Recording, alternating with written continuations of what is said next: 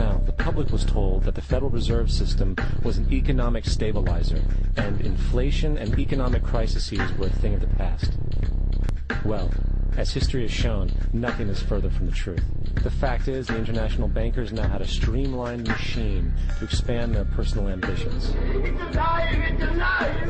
It's alive! For example, from 1914 to 1919, the Fed increased the money supply by nearly 100%, resulting in extensive loans to small banks and the public. Then, in 1920, the Fed called in mass percentages of the outstanding money supply, thus resulting in the supporting banks having to call in huge numbers of loans, and, just like 1907, bank runs, bankruptcy, and collapse occurred. Over 5,400 competitive banks outside of the Federal Reserve System collapsed, further consolidating the monopoly of a small group of international bankers. Privy to this crime, Congressman Lindbergh stepped up and said in 1921, "Under the Federal Reserve Act, panics are scientifically created. The present panic is the first scientifically created one, worked out as we figure a mathematical equation." However, the panic of 1920 was just a warm-up. From 1921 to 1929, the Fed again increased the money supply, resulting once again in extensive loans to the public and banks.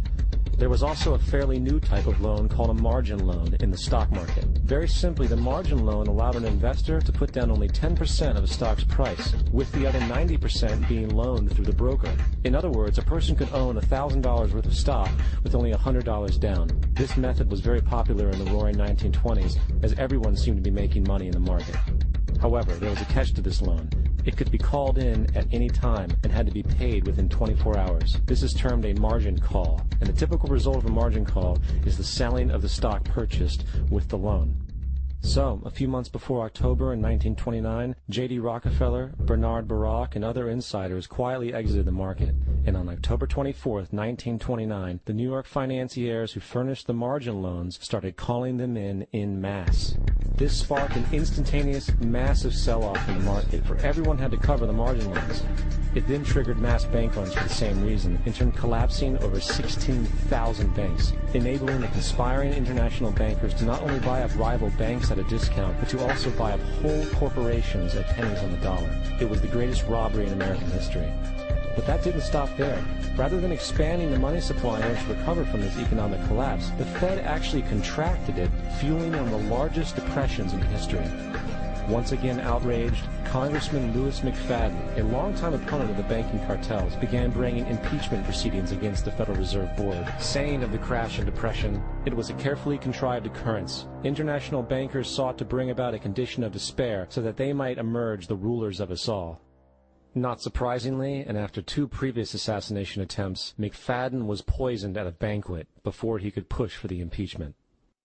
Now, having reduced the society to squalor, the Federal Reserve bankers decided that the gold standard should be removed. In order to do this, they needed to acquire the remaining gold in the system. So, under the pretense of helping to end the Depression, came the 1933 gold seizure. Under the threat of imprisonment for 10 years, everyone in America was required to turn in all gold bullion to the Treasury, essentially robbing the public of what little wealth they had left. And at the end of 1933, the gold standard was abolished. If you look at a dollar bill from before 1933, it says it is redeemable in gold. You look at a dollar bill today, it says it is legal tender, which means it is backed by absolutely nothing. It is worthless paper. The only thing that gives our money value is how much of it is in circulation. Therefore, the power to regulate the money supply is also the power to regulate its value, which is also the power to bring entire economies and societies to its knees.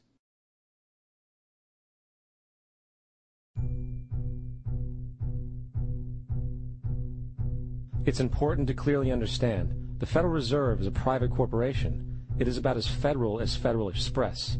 It makes its own policies and is under virtually no regulation by the U.S. government.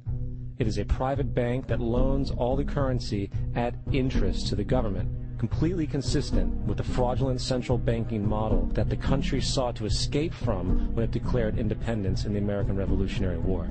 Now, going back to 1913, the Federal Reserve Act was not the only unconstitutional bill pushed through Congress. They also pushed the federal income tax. It's worthwhile to point out that the American public's ignorance towards the federal income tax is a testament to how dumbed down and oblivious the American population really is. First of all, the federal income tax is completely unconstitutional, as it is a direct, unapportioned tax. All direct taxes have to be apportioned to be legal based on the Constitution. Secondly, the required number of states in order to ratify the amendment to allow the income tax was never met, and this has even been cited in modern court cases.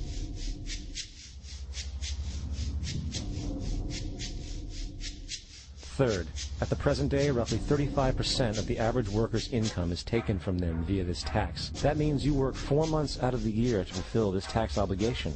And guess where that money goes? It goes to pay the interest on the currency being produced by the fraudulent Federal Reserve Bank, a system that does not have to exist at all. Not 1 cent of this tax goes towards any governmental program whatsoever. Not 1 cent. The money you make working 4 months out of the year goes almost literally into the pockets of the international bankers who own the private Federal Reserve Bank. And fourth, even with the fraudulent government claim as to the legality of the income tax, there is literally no statute, no law in existence that requires you to pay this tax. Period.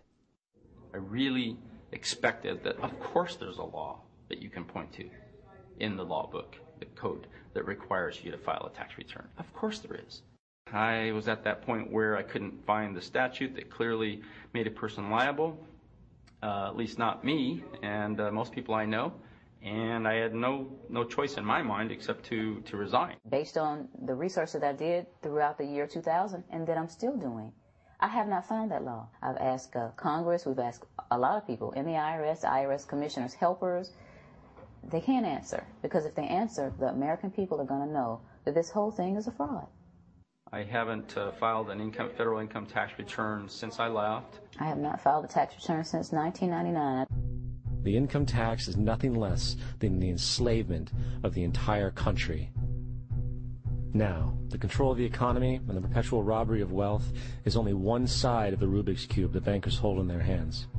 The next tool for profit and control is war. Since the inception of the Federal Reserve in 1913, a number of large and small wars have commenced. The three most pronounced were World War I, World War II, and Vietnam. World War I. In 1914, European wars broke out centered around England and Germany. The American public wanted nothing to do with the war. In turn, President Woodrow Wilson publicly declared neutrality. However, under the surface, the U.S. administration was looking for any excuse it could find to enter it.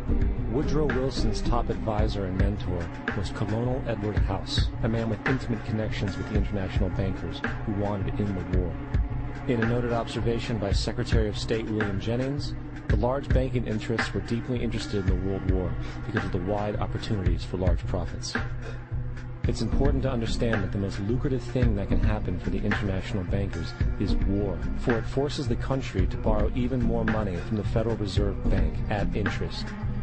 In a documented conversation between Colonel House, Wilson's advisor, and Sir Edward Grey, the Foreign Secretary of England, regarding how to get America into the war, Grey inquired, "What will Americans do if Germans sink an ocean liner with American passengers on board?" House responded, "I believe that a flame of indignation would sweep the United States, and that by itself would be sufficient to carry us into war." So, on May 7, 1915, on essentially the suggestion of Sir Edward Grey, a ship called the Lusitania was deliberately sent into German-controlled waters, where German military vessels were known to be. And, as expected, German U-boats torpedoed the ship, exploding stored ammunition, sinking it in 18 minutes, killing 1,200 people. To further understand the deliberate nature of this setup, the German embassy actually put advertisements in the New York Times telling people that if they boarded the Lusitania, they did so at their own risk, as such a ship sailing from America to England through the war zone would be liable to destruction. In turn, and as anticipated, the sinking of the Lusitania caused a wave of anger among the American population, and America entered the war a short time after. The First World War caused 323,000 American deaths. J.D. Rockefeller made $200 million off of it. That's about $1.9 trillion by today's standards. Not to mention the war cost about $30 billion for America, most of which was borrowed from the Federal Reserve Bank at interest, furthering the profits of the international bankers.